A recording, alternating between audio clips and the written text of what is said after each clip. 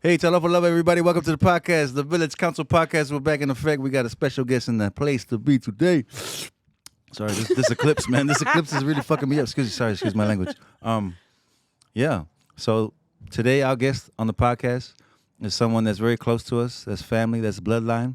That's in our culture of hip hop that we are coming up in. We've been together since we were born. Yeah, since we were born now. Yeah. This is my cousin, Kenzie from Welly. How you doing, sis? Amazing. It's good to be in your shop. Oh, that's the wrong button. Okay. My bad. Wait, hold on. How you doing, sis? How you doing? Yeah, welcome to the Business Council Podcast. There you go. There you go. Not all at once, guys. Yeah. Welcome. Thank you. Thank you for coming out. Thank you for being alive. All right. There you go. Straight away. So, you're in Auckland. You're doing music. You got music on the way. Mm-hmm. What are you doing here this week? Can you talk about that? I don't know. Is it undercover?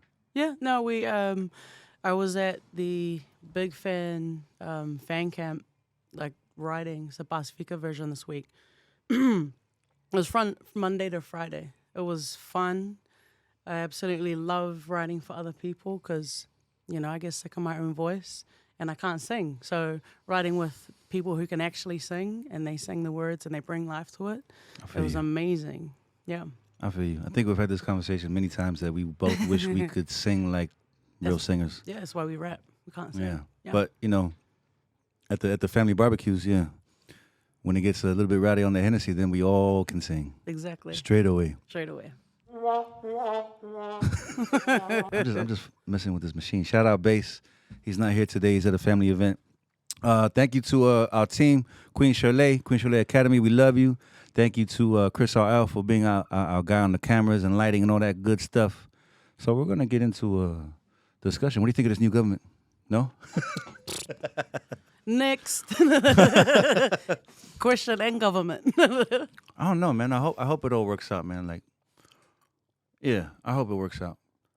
I see a lot of people talking about, well, there's always going to be something to say about a government. Mm-hmm. Whether it's here, Samoa, Australia, America.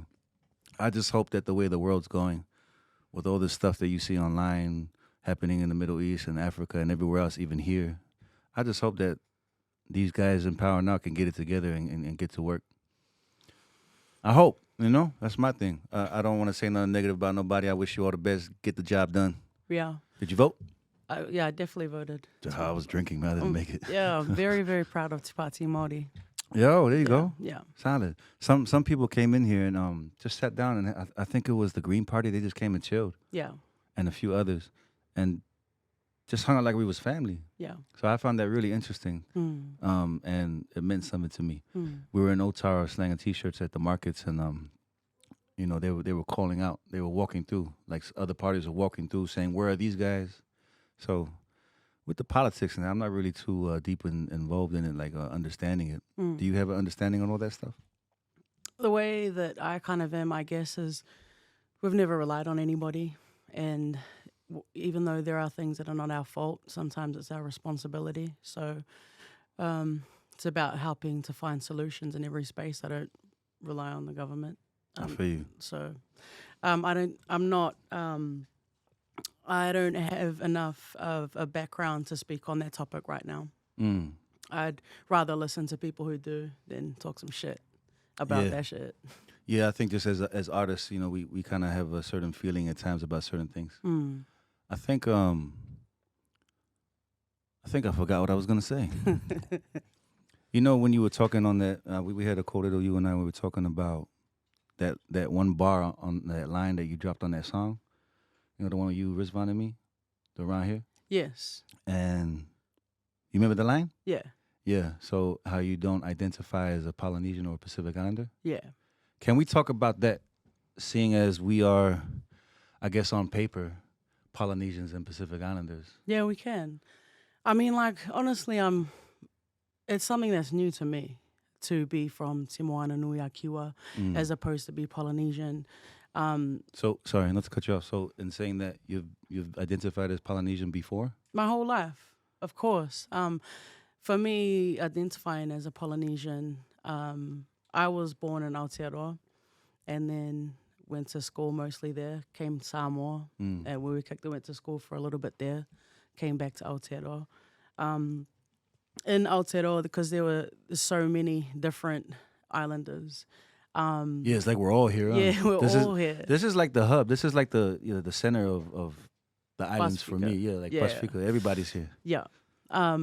For me, it was always a beautiful thing. I was so proud to be Polynesian because all the rivalries, whatever they may be, it was one thing that I felt like really brought us together and united us. And I was honestly really proud of it. And I guess this thing, understanding that, because my mother's Waikato Tainui and my father is Samoan, and that's how we're related. From Kapkapo, Love you, family. Love you guys. Parker family. See you soon. Understanding that my ancestors, my father didn't identify as Polynesian. My grandfather, they didn't identify as Polynesian. They are and were Samoan. And when we watch things like Police 10-7, they don't know what the fuck we are. Yeah. You're Polynesian, you know? I'm not saying that anybody else can't identify as that. Like, you can do anything you'd like to do.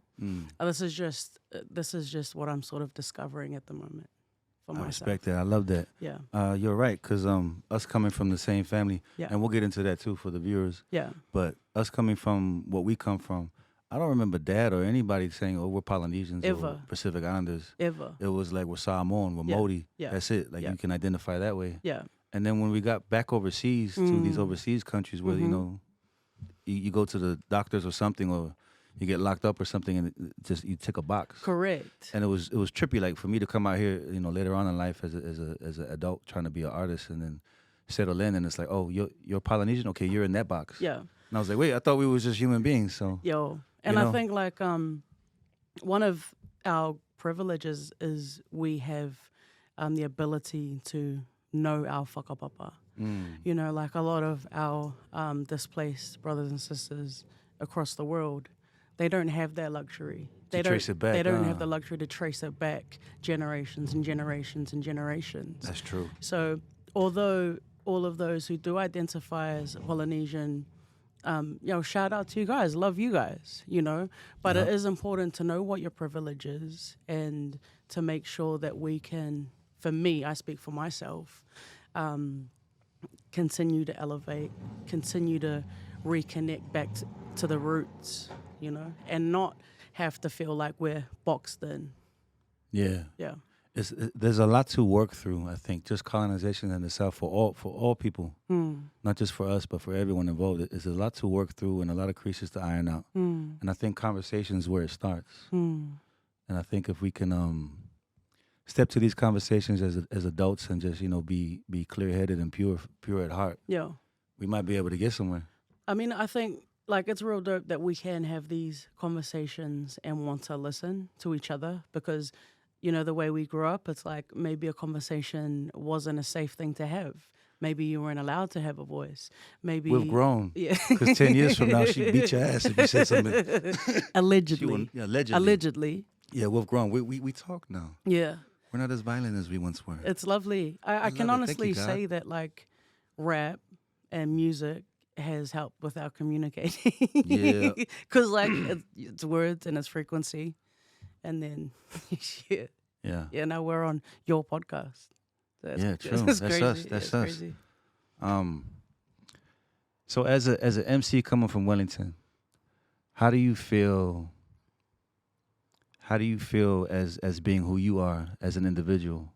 How do you feel you stand out if you feel you do stand out? Like what defines you to others? The fabric of who I am was set in my DNA. The things that make me me aren't necessarily things that I've always chosen.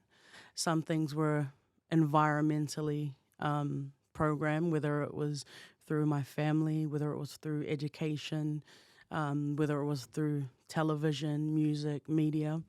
And I think at this point, it's cool to have the freedom and control to be able to choose which parts I want to keep and which parts I want to let go of. Some of the shit that we thought, or that I thought was cool or was useful, I've outgrown and is now sort of harmful. So it's, yeah, looking at those things and trying to kind of filter them out, you know.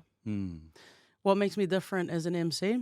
Just being myself. Existence is resistance. I'm alive.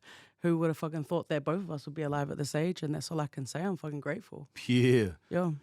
Yeah. We seen some things. We Yeah. seen some things. Let's talk about the beginning. So you're born in Aotearoa. Mm-hmm. What's your mix? Because you're mixed, huh? So Yeah, so my mother, she was born in Pukekohe, and her mother was born in Pukekohe, and my grandmother migrated to Pukekohe. So we're from Waikato Tainui, and one of our marae's in Taupiri. I love going back home. Our maunga's there. All my lineage is buried on that same maunga. They always have been there. So if I want to go see my family, they're right there on the maunga waiting for me. Although it's full of those that have passed, I find great peace in it. I don't find great peace in the fucking railway track that they put right next to my maunga that has always been there and fucking shakes it, and now the graves are moving underneath that maunga. that's part of why we're mad. yeah. But you know, when we're told to just shut up and be grateful and get over things, it's like, how can you get over it? It goes through there every day. Yeah, it does. But you know, not to take it there. Yeah. Just real quickly. And then my father, you know very well, me and my father all have the same last name, Parker. We're Samoan. Grew up in Kapakapo. My father migrated to New Zealand Aotearoa, when he was 10 years old.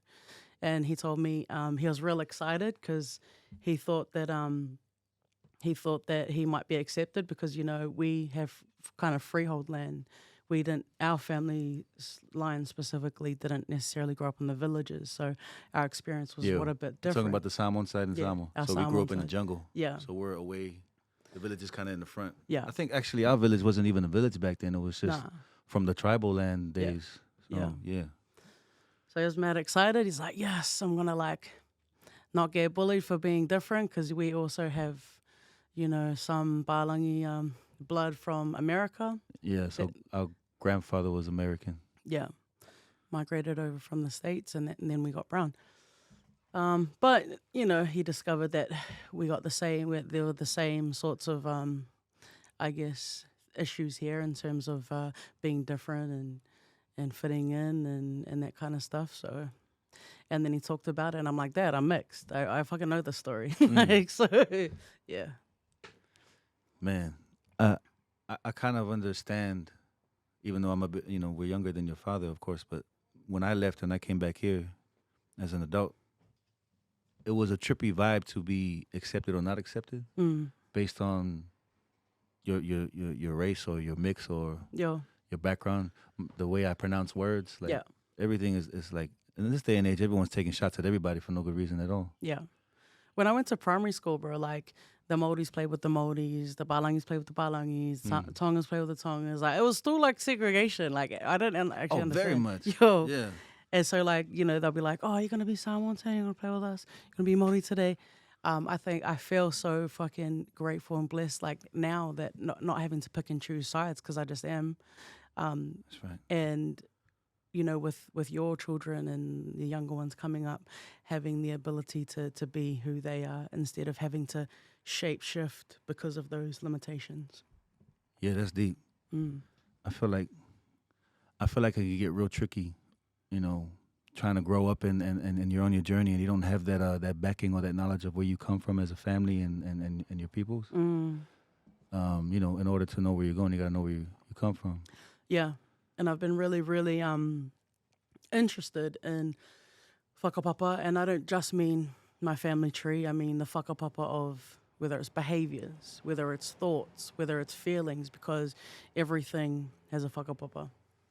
Do you feel peaceful when you go back to, you know, like the areas and the lands and the homes that your grandparents, great-great-grandparents come from? Like how when I go home, remember when we went home and you said, take your shoes off, bro, like you're home, walk the land, reconnect. And I did it and I was like, yo, all the gangster shit like just faded out as For something real. like that we don't even have to do no more. We're just doing it overseas, you know, it's what we have in front of us. But when we're home and we can connect. Yeah. it changes you spiritually, like some kind Yeah. of peace. Well, it's different going home back to the Waikato for me because it's all confiscated. So it's just sad. Like we go through what's known as Cambridge now, and it's like really fancy or whatever. And it's on the way to one of our marae pohara. Yeah, we don't own any of it. We don't so it's just we're going through all these places. I fucking grieve. I'm grieving now. Yeah, I'm angry right now. Yeah, I'm just well with the anger. As long as we, nurture it and invert it into light, we can use it as something that gives us strength, but something that can be beneficial. I think it was hard for me personally to figure ways out on how to deal with the anger and the rage that sometimes we didn't even know why we had it. Mm-hmm. But because we come from a lot of broken situations in our childhood, just dealing with childhood trauma and then carrying that up to your teens and then learning about what really went down and how it affected our parents, grandparents that we don't really talk about. Mm-hmm. Some people do, some people don't. I feel like it was like a hurricane, but 18 to 24. Yeah. I was just wild and didn't care. Yeah. And that's a tough thing to navigate through. I see a lot of young ones going through that worldwide, Yeah, me too. and trying to find ways on how to deal with it. Like, because, I drink. Yeah. Like, that's my thing on dealing with stuff. Yeah. It's not the healthiest way to do it, though. Yeah. Do you think you've found ways where you can deal with your situations and how you feel about things? I reckon there's always new things to learn, always new tools to find. I'm really excited to be around people to help me get to those places to find what I need, and also to know that even if I say was to learn an amazing tool today, that I might outgrow that, tomorrow, and then that becomes harmful to me. So it's about being able to tell myself the truth and look at it, whether it is something helpful or harmful. We inherit, traditions, say, from our families. And some of those traditions that were helpful are now harmful. So I think it's a tricky thing, and just figuring out, is this about evolution and evolving and connection? What's the intention? Or is it something that we can just let go of? Because a lot of our people hold on to some traditions because I guess they romanticize the past and don't really look at the harm that it's now causing in a different day and age. You're trying to apply something from a different time to a time where it may or may not fit. That makes sense. Yeah. That makes sense. I sometimes get lost in these conversations with people trying to figure it out. Yeah. Because there's a lot of anger and hate And in these conversations. That's and where it like, starts, eh? Yeah. Because I think for me before, it's like just numb. So for so long, it's just numb. And then it was anger.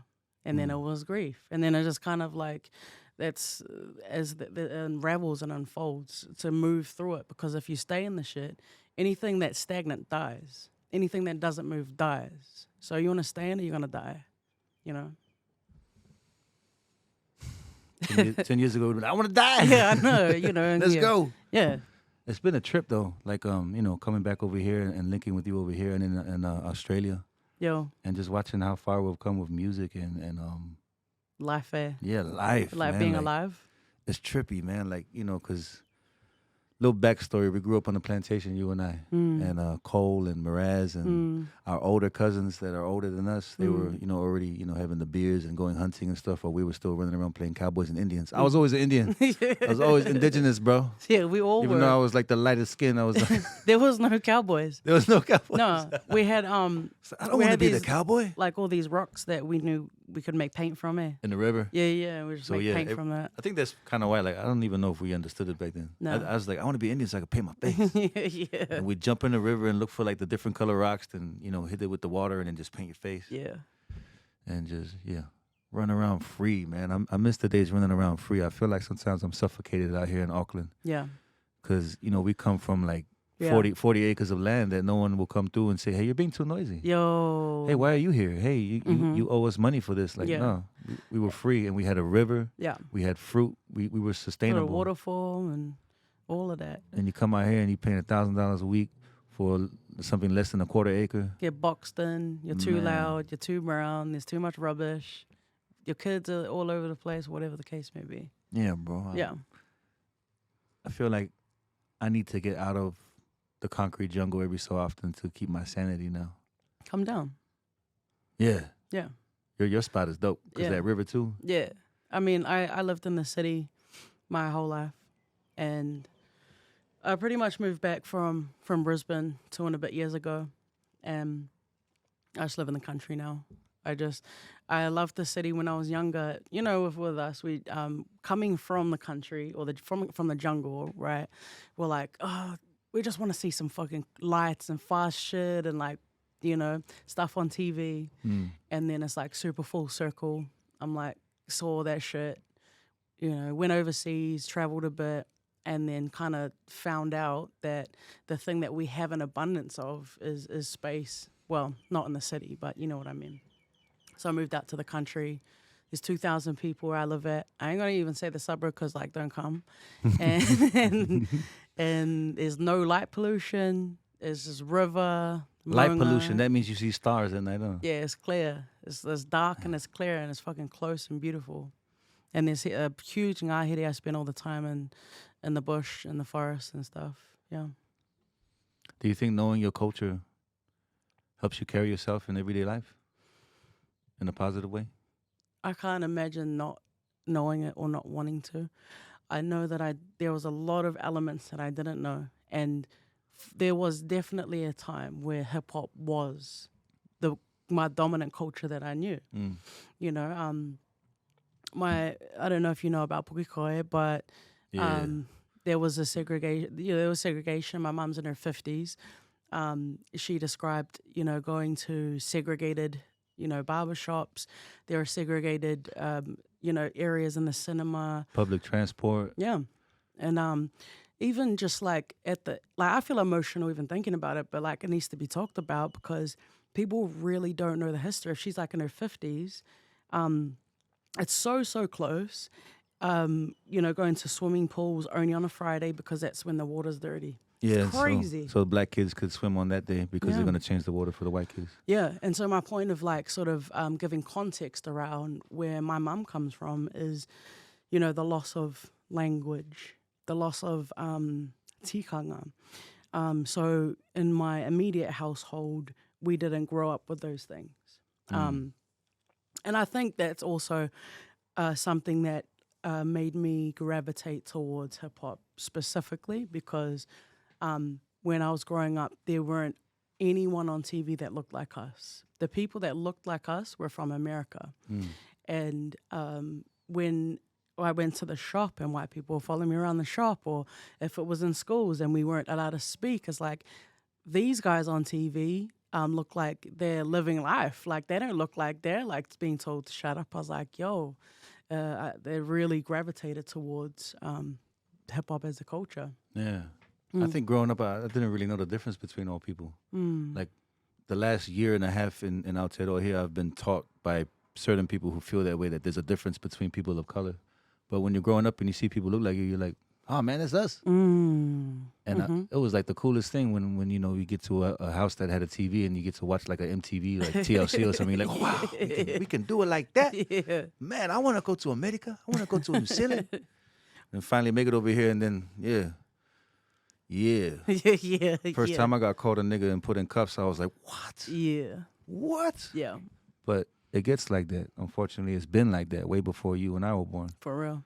And I think one thing that I really want to make clear is, man, when it comes to our side of it, you know, indigenous folks from all over the world, that's family to me. I love everybody.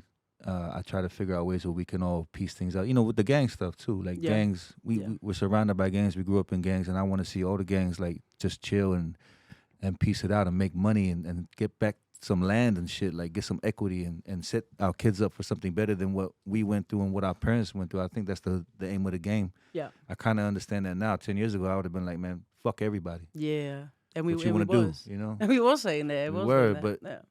You know, looking back at it now, like a lot of good people are gone now. A lot of people on the crack pipe. And I just wish that we were a bit more organized then. I'm grateful for all the lessons. And I'm thankful for the fact that we're still here and we might be able to do something with, you know, the next 10, 20 years that we got left if we're so lucky to be here that long. Yeah. I mean, we have to. It's our responsibility to do something. Automatic. Yeah.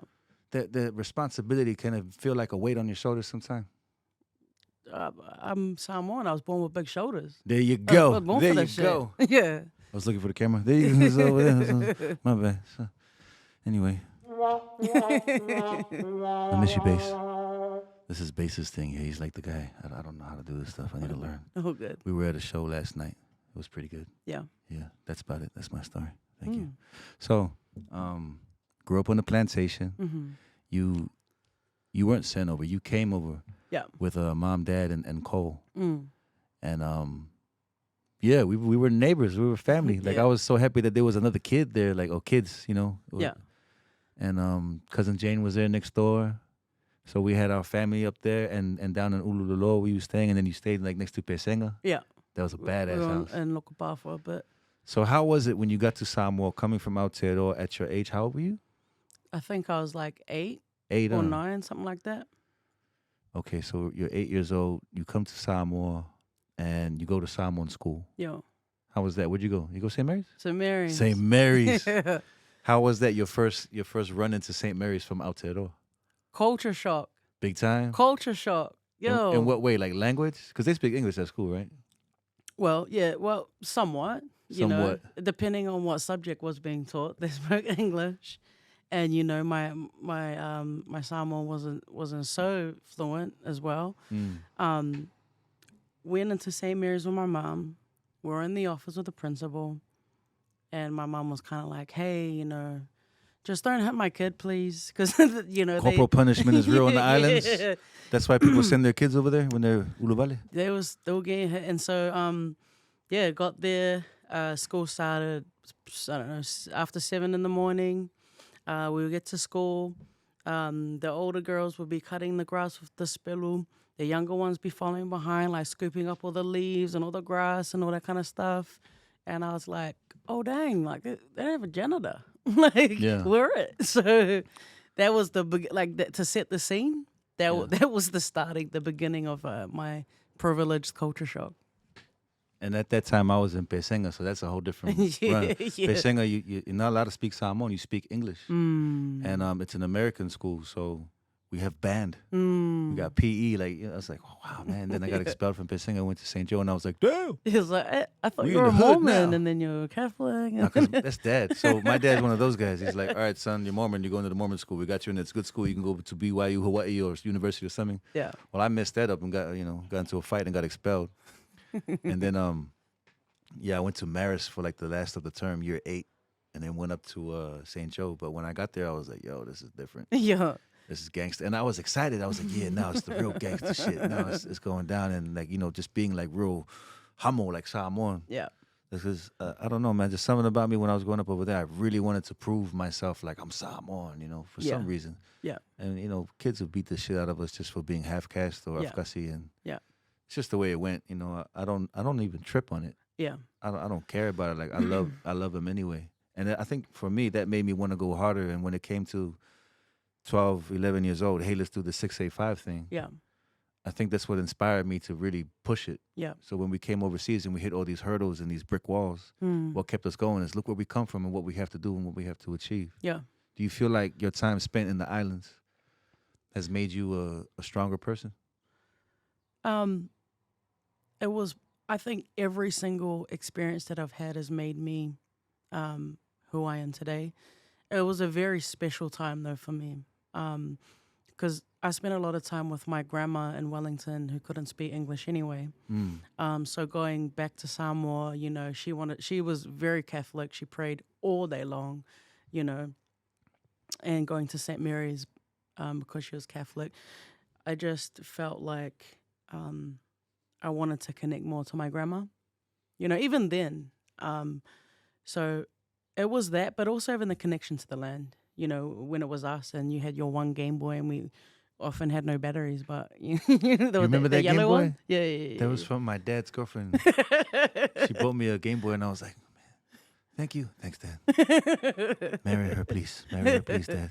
He didn't marry her, though. It's all right. And I also just want to touch on the 685 thing. Like, tell me about the origins of that. 685, the idea of it came from L.A., how we represent the 213 in L.A. And the older homie Set Trip, who was one of the first deported when they started the RICO acts and all those things going overseas, and then they started deporting people after prison. Mm-hmm. So he was one of the first to come out. So we linked with him. He's the first Crip that I know in Samoa that was deported. Mm-hmm. And he comes from Royal Samoan Posse Crip. He grew up L.A., Santa Ana, and he really, looked out for us as the big homie when we were running around wild in Apia. And he goes, "Hey man, don't run around over there. Come to the shop and sweep the floor. I'll give you $2." I was like, "Cool." We were getting into fights. He was like, "Hey, don't get into fights. Come over here. I got your back." So he fought Siki. He made cool a lot of beefs that we had, in the younger days. And then that's where I discovered my real love for hip hop. Hip hop was always there. I was down with the Backstreet Boys too, homie. That shit was gangsta as fuck when we were kids. But kicking it with Set Trip, not only did he teach us hip hop, he taught us how to freestyle. He taught us how to box. He put the gloves on. Everyone box, learn how to fight, learn how to defend yourself. He taught us the codes of life, codes of conduct, how you carry yourself respectfully. You don't trip on nobody unless they disrespect, and you handle it accordingly. You don't steal, you earn. And just listening to him speak like that, even though he was always joking as well. He's a comedian too, but he was a real one. He is a real one. Even to this day, we call him, we talk about things, and it's all love. And he's always saying, "Proud of you and how far you took it, bro. You did it." So I feel like I'm carrying the torch for him as well, and all the homies that got sent from America over to Samoa, because that's a sad story in itself, and we got to break that down too. Hopefully 2024 is a year where we can really bring that to the forefront and have it on Netflix so the world can see how people are treated in that. So some second generation Samoans who have no connection to the land, who were born there even in America. Yeah, or born and then gone there as a baby. As a young one, yeah. And grew up and became essentially American from everything that they absorbed. And then because of crimes, or allegedly, got deported to Samoa and then just left there. So his story, yes. Yeah. So his story is being one of the first ever, if not the first. He was sent there with no phone call ahead, no family that he knows. He got sent to the airport, and he got off the plane, and that was it. Yeah. So he went to go and hang himself in the toilet, and he met the homie, our cousin Jamie. And Jamie was like, "Ah, man, come stay with us. We got you." And from there, they built a relationship. They're brothers to this day. We're all family now. And, so what and about, we are family too through our bloodlines. So what about like 685 in general? Like where did the numbers come from? Who started it? Like what's the whole deal? With Set Trip, we were always freestyling. We was always into hip hop. And then one day he says to me, we're rolling up, we're chilling, we're smoking. He's like, "Hey, I need you to start representing the 685 in your raps, just like how we represent the 213. Yeah. Just like how we do things back in America." And I'm like, "Cool, I got it. What's that?" And he goes, "It's the area code, bro." So we ran with the area code. He was the one that gave the idea and the blessing. And from that day, at Samoana Rentals. What year was that roughly? 2001. 2001. 2002, 2001. Damn, that's 20 years ago. Yeah. I was 3 months old when that happened. So you heard it here first. For all of those businesses that now thrive. Yeah, and cool. And represent. Thank you. Represent everything that it's become. And it's really cool that everyone can eat. It is also good to know the story, because I don't actually know how many people know where the story originated from. Yeah, I don't think so either. We're going to work on a documentary for that, though. All right, cool. We'll park that. Yeah. Cool. Well, I think everyone ran out. I just want to quickly talk about some music. Yeah, let's do that. Yeah, okay. I forgot we were artists. Yeah. So, you just dropped a single. Yeah. This year. Yeah. A couple months ago. Yeah. Thanks for having me on that. Safe. And you got one on the way? Correct. So, we dropped No Hype. Mm-hmm. That was produced by Troy Samuela. Troy. Yep. And he is my friend turned family. Known him since he was, I don't even disclose his age, but let's say 10 plus years. Yeah. He's produced every single song that I'm going to release through the project. Shout out to Troy. Yeah. We love you, homie. He's Cookie as well. Yeah, the bro jumped on. We had a blast. No Hype pretty much speaks for itself. We have a new song coming out December 8th, which is called Shimmy. It's also produced by Troy. Now, I don't want to talk too much about it because if you watch the video, which is going to drop December 8th, it pretty much speaks for itself. But a lot of the songs that I'm releasing are going to, I guess, tell the story as they go. Like, because sometimes it takes a while for a project to get to release ready, it might not be a song that I made yesterday. You know what I mean? Might be old one. It might be, but that doesn't mean it wasn't a part of the journey for me to get to where I am. So it's still a part of me. Maybe it's not, and maybe I'm not doing the same shit or whatever, but it's part of my story. Shimmy, December 8th. December 8th. Yeah. Hey, we got a song dropping on the same day. Actual? Cool. Cool. I guess we're going to the bar. Yes, sir. So, yeah. Queendom? Yes. Yes? No? Yeah? No. Queendom is something. Watch out for that. If you... No Hype's been my first single that I've dropped, right? And that featured you. So if you watch with the releases and walk with me a lot as we go, I'd love that. I'd love that. Yeah. And so you're a signed artist? Yes. Yeah. Yes. Signed. Who you signed to? Okay, I'm signed to Forever Ever Records.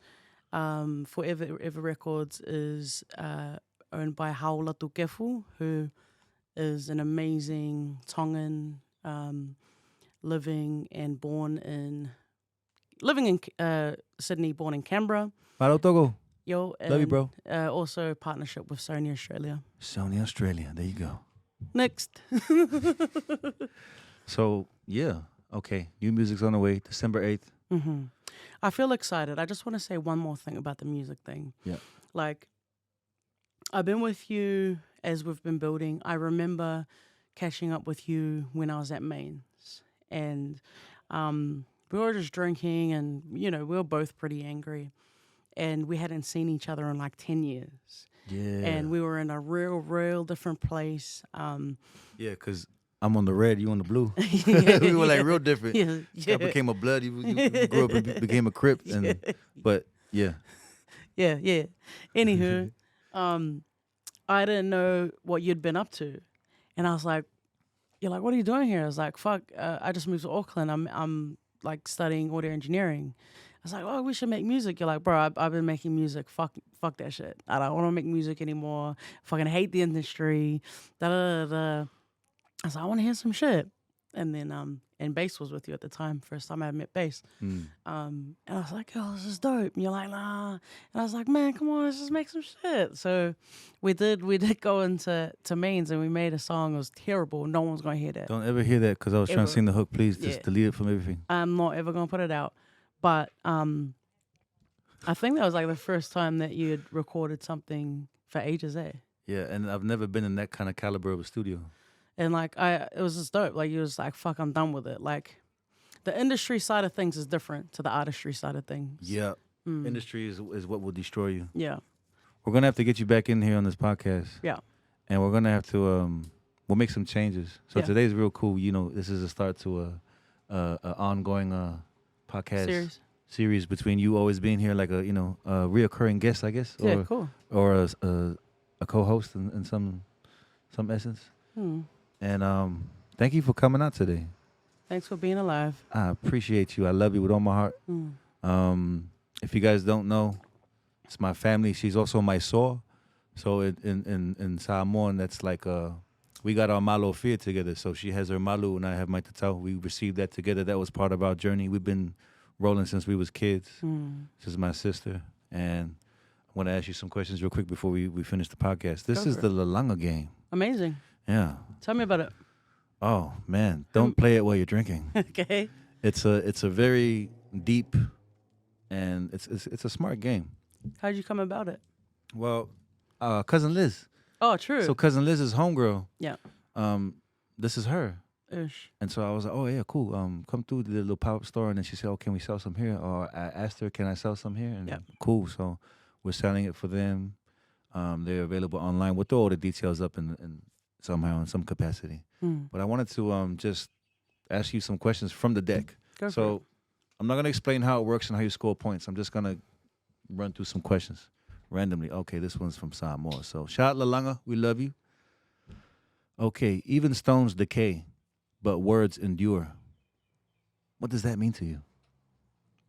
Well, they say sticks and stones may break my bones, but names will ever hurt me. But then they slapped us with the Bible, and so, yeah. Oh, damn. Oh, yeah. It's my cousin. All right, that's good. What do you love about yourself? Spirit. That's right. I love your spirit, too. What's the weirdest thing a visitor has done at your house? Oh, remember Fuck. in Brisbane, that one with the carpet? Nah. Something else then. Yeah. Oh, man, I can't even. That was automatic slap, man. Yeah. That was, I hope she's still alive, that chick. I'm really sure I chucked her in the cabin for some money in the cab. I'm going to take her somewhere. oh, not that one, the other one. Damn. Can you cut that shit out? I meant the one. Yeah, anyway. Damn. Lalanga, man, you set me up, Lalanga. Damn. Thank you. Thank yourself for how far you've come. Oh, thank yourself. Thank you. All right, this one's from Tuvalu. My land is my birthright. What does that mean to you? Well, still grieving that birthright then. I feel you. This one is from Tokelau. Plant a seed today for the future generations. What does that mean to you? I think it is something that I continue to do. Whatever works I'm in, I don't necessarily need to see what blossoms, but I just put the seeds down and hopefully they'll grow. I'm with you. Nurturing, huh? Nurturing. The shit we don't have. Niue. This is from Niue. Those whose hands are not dirty should not have a say in important village matters. Preach. There you go. Service. I'm going to put this on a t-shirt, man. Like, I just want to quickly say, Auntie Liz, who is someone very, very, very important to us, she was a leader. The way that she raised leaders was she taught them how to do fa'aus. yeah. Yeah. Don't ever stand still. So if you don't know how to do fa'aus, then you probably shouldn't be talking. True. Yeah. There's a lot of that going on today. There's a lot of You're talking and you haven't earned your stripes. Real clean hands, great manicure. There's a lot of people saying things like, I should have this and I should be on this show and I should be over here and this far and blah, blah, blah. And you got to earn your stripes, homie. Anyways, this is from Tonga. When you speak with authority, make sure you follow through with actions. I'm just learning discipline, and at the very beginning of this learning, which is real recent for me, is do what needs to be done when it needs to be done. Damn, right there. Damn. I don't know it that well. I want to work on that. When are you asked? Oh, sorry. I need to stop drinking on this podcast. When you are asked how you are, how often do you answer truthfully? If someone asks me how I am, I ask them, do you want to know? And sometimes they walk away. Because they don't want to know. Don't ask me, motherfucker. Don't ask me. Walk away now. Walk away now. A busy ant is never ashamed of being seen. This is from the Cook Islands. I don't know what that means. You tell me. A busy ant is never ashamed of being seen. Well, I put it like this. My mom did teach us how to do mahi. And if you're at the marae, if you're not being busy, fucking look busy. Yeah, I feel like there was a time and space on my journey just out here the last 5 years where I started slanging and doing stuff like, slanging merch and that. Yeah. And I felt like some people were kind of like, oh, I'm not going to do that. Yeah. And I was like, what you ashamed for? Like, so what? We out here grinding and it's hard, but, let's start from the bottom and work our way up. Well, yeah. And, when we always had family stuff, it was always me and you sweeping the floors, carrying the tables, cooking the food. I appreciate it though now because I know how to do it. Like, there's nothing worse than being useless. Fucking useless. It's useless. Hey, shout out to Shantae too. She was always jumping on and sweeping floors with us Yeah, she was. at the family reunions. It And wasn't the cousin only ones. Cousin Cole. Zana said, "Make sure you don't mix the tea really loud, otherwise Auntie Liz is gonna go. Why are you mixing it so loud? Yeah. Stir it quietly." Yeah. What makes you feel loved? Love genuinely makes me feel loved. And honestly, myself. I heard that. Mm. This is from Hawaii. Though the sea is deep and rough, the coral rock remains standing. We're strong. We're resilient. We've been through it. Yeah, man. I feel you. Shout out Hawaii. That's why we're alive. I was watching this thing this morning because I jumped on the socials just to, get through all the promo, and I seen videos come from Hawaii about our cousins out there being upset with how overseas people come over and treat them disrespectfully. And it's like, yo, you guys are here, and like at least when you walk into someone's house, Visitors acting like it's home. Yo, you a visitor. Act accordingly. It goes for Aotearoa, it goes for Niue, Tonga, Fiji, everywhere. What's the best piece of advice you've ever received? Fuck, I don't know. There's too many gems, honestly. There's honestly too many gems for me to say. That one needs some thought or some, I don't know, whiskey. Yeah. Whiskey's good. Okay. This is worth 3 points. Do you have a story about someone in your family standing up against racism or experiencing racism? I think we've covered that a bit. I mean, that's you every day. That's us every day. Every day. That's my mom and my brother and just Nina and Jules and Mose. Like, we're fortunate enough to come from a family of revolutionaries at heart. Like, we're rebellious at heart. It's one of the things that bonds us. Like, even beyond drinking, we have a really deep place for those who are going through injustices. So we've always been about the resistance, and we always will be, Yeah. Shout out to Luana. We love you. Luana be sending me a whole lot of stuff about indigenous people in Australia. Like, look at what they're doing now. No. Oh, shit. Okay. What promise do you want to keep to yourself this year? Well, next year. Do what needs to be done when it needs to be done. There you go. I think What has been keeping you sane lately? What's been keeping me sane lately?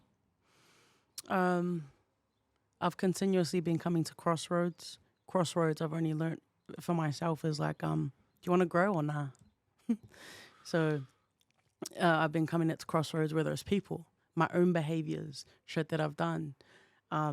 If I get to this crossroads, I know I make this choice. You got to pay a price. Usually it's hard work or it's hurtful work. There's truths.